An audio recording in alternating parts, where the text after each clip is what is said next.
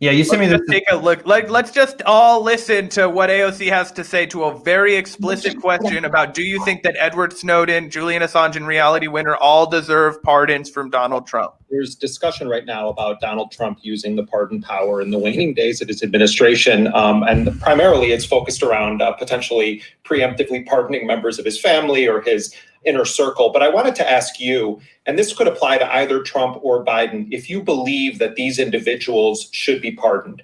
Julian Assange, Edward Snowden, Reality Winner, Daniel Hale, and others who have been charged under the Espionage Act because of leaking or publishing information that cut to the heart of some of the crimes of the American empire committed abroad. Pause this really quick. People be pardoned by. Let's just. How explicit was he that he was asking, should these people be pardoned for the rank, corrupt violation of rights that is the usage of the Espionage Act to come after journalists and publishers? Probably the single greatest threat to free press. And if we're not going to have a free press, we're not going to solve any of these leftist fucking issues that AOC spends all day pretending she cares about, or not pretending she cares about. But that was dramatic language. But clearly not, sticking up for them in the way that I would like to see her. Yeah, this should be a pretty easy answer right here. It should be a slam dunk. He's setting her up for an alley-oop question. And that's why I was so shocked to, hear her actual answer. So again, she's about to respond to whether or not she thinks Assange and Snowden and the rest of them should be pardoned. Either Trump or Biden. I do believe that Edward Snowden should be considered. I think there are again. Considered? What do you mean considered? She said Edward Snowden should be considered because she's one. I like how she doesn't even talk about Reality Winner immediately, but she's immediately implying that because the first name he said was Julian Assange, she has to go in and placate this horseshit fucking. Look, if Julian Assange sexually assaulted somebody, that's wrong, of course. I don't even feel like we have to fucking say that. However, the man is being held in a maximum security solitary confinement cell in Belmarsh prison, and doesn't have jack shit to do with the fact that he may or may not have not put on a condom when he fucking had sex with somebody, which is the literal discrepancy that's happening in Sweden. Sweden, which is a sovereign nation in charge of their own fucking criminal justice system, threw out that fucking case after it was reopened after like a decade of being vacant. This man is a political fucking prisoner, and how dare you try and obfuscate when this person is trying desperately to raise the profile of somebody who is actively trying to she just fucking talked about it, U.S. imperialism. Who's fighting against U.S. imperialism harder than Julian fucking Assange? Anyway, I'll get on my rant again in a second, but we can continue playing. Should we hear her answer first? Some concerns around Assange, to just be completely frank, but I think the use of the Espionage Act, I believe the Obama administration was correct in declining to use the Espionage Act to pursue charges. And so, I would agree with these assessments. And I think, I understand there's kind of debate in many areas on this, but I think that it was a part of the authoritarian shift in the Trump administration to specifically levy the Espionage Act against these individuals. Again, that's the obvious part. Using the Espionage Act against Assange is the obvious. Like, obviously, that was not cool, and most sensible people, even Obama, will tell you that. So again, it's not like she's really earning a lot of points by saying a very obvious thing. It's more the fact that she refuses to call out what is clearly going on here, and the fact that these people didn't actually commit crimes. They just leaked documents for the. Yeah, I mean, technically they did commit crimes, sure, but it was exposing their, a corrupt government whose taxpayers deserve to know what's going on. It's not like they actually committed serious crimes that would be,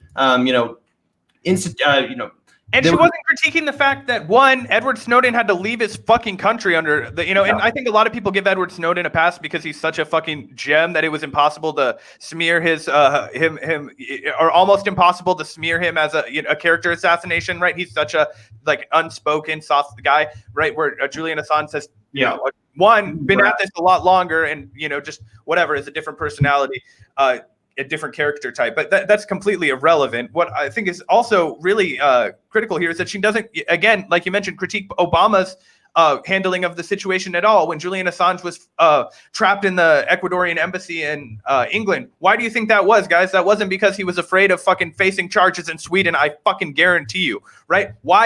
It's the same reason why was Edward Snowden hiding in Russia under Obama? She completely obfuscates. She tries to pretend like Obama had the right policy. She says Obama was right on not using the Espionage Act. Yeah, no fucking shit. So it's is that the bar? Okay. Anyway. And it's so obvious that she's just trying to please everyone with this answer. Like, instead of just giving a full-throated defense of Snowden and Assange and also Reality Winner and, the rights of whistleblowers, essentially standing up for these people, which have, between Chelsea Manning and Edward Snowden and Julian Assange have probably received so much. And Reality Winner have received so much disgusting persecution from the United States government, including of Assange, who's not even an American citizen, which is another reason, again, that people like AOC have a harder time defending Assange than Snowden, because the Snowden case can be looked at as almost a patriotic thing. He did it for the good of his country, where Assange is not an American to begin with, and he doesn't, he never really comes off as very sympathetic to America. And where Assange is, when he talks about his whistleblowing, it's always kind of rooted in a sense of patriotism. Assange is more just like, fuck America. You know what I'm saying? So it's harder, or it's easier for people like AOC to just be like, whatever. Whereas, as you said, Snowden's personality and the fact that he kind of always roots it in that American patriotism or whatever, it makes it easier to let him off the hook if you're someone like AOC. But again, this should have been the easiest thing ever, a full-throated defense of whistleblowers, and especially with what's going on right now with Julian Assange and the threat that represents to the First Amendment and to publishers, not just, whistleblowers. And the human rights abuse. Yeah. And again, not just whistleblowers, but all publishers. All publishers publish leaked documents that weren't necessarily obtained legally or through the completely kosher means. This is just disgusting. And also, I want to just point back to what we learned from, friend of the show, filmmaker and journalist Juan Passarelli, who's been following the Julian Assange case for some time. This is a rank, unquestionable human rights violation. I actually didn't know this until we talked to Juan, but if Julian Assange is extradited to the United States, he will spend his rest of the life in what is called Special Administrative Measures Incarceration. It's called SAMS for short. What that means is he will be in a solitary confined cell for 23 hours a day. For the 1 hour or 45 minutes or whatever the fuck recreation time he gets, he's able to go into another completely empty cell for 1 hour for recreation for the rest of his fucking life. It's torture.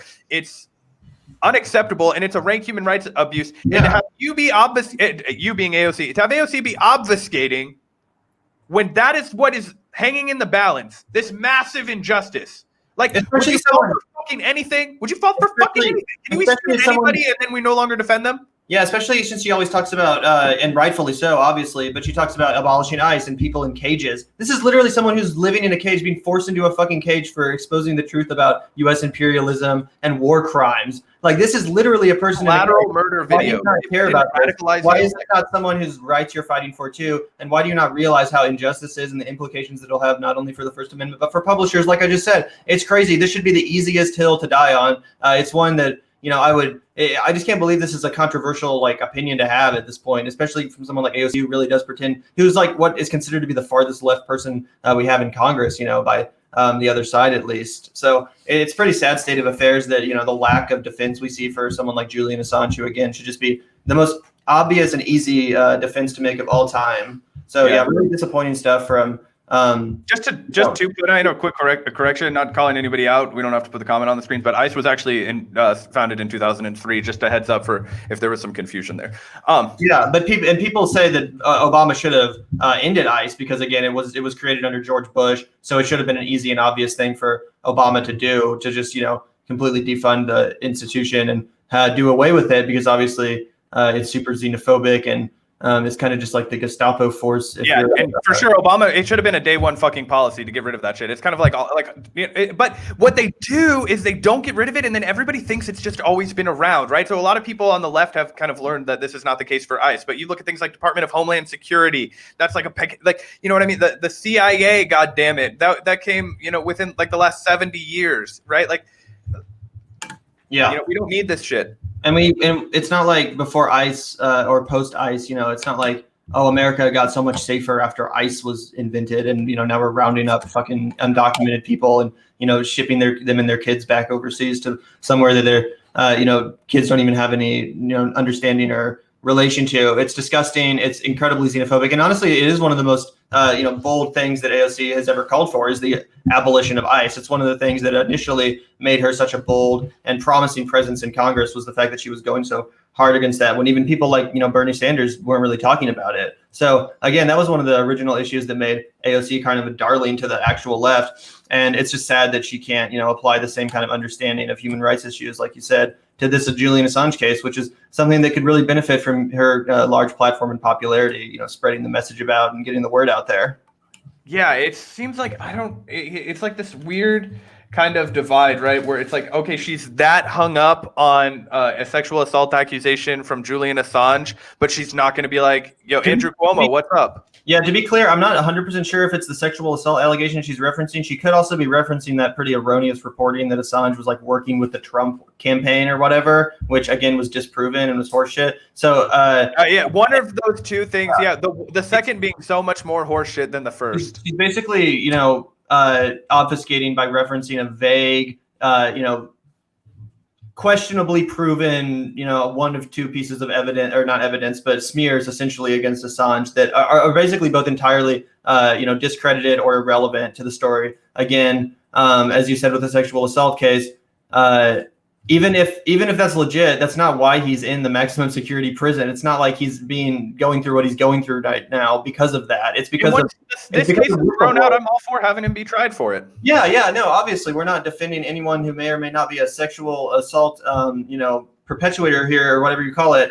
But that's not justification for putting him in a one-cell room in a different country and completely depriving him of human rights, not even letting human rights groups be present at the trial. Like it's not a different conversation. And the whole reason it's been brought up to this point anyway is to smear Julian Assange, is to, give people like AOC an excuse to not have to defend him. And honestly, I mean, we see that time and time again on the left. They just invent some horseshit smear. And then it's like, well, you're not going to want to stand by this person who's associated with this thing that they maybe did argue. And a lot of people on the left and go right along with it. With the Bernie Sanders Josh Hawley dynamic, just like from a couple of days ago, people on the left were like, you're validating and normalizing Josh Hawley, and it's like, no, they're not. They're trying to get people $1,200 fucking dollars and using the way that the government actually works to get it done. Like, oh my god, it's ridiculous because it's like you shouldn't have to explain power to people this many times. Yeah, I know it's fucking stupid. And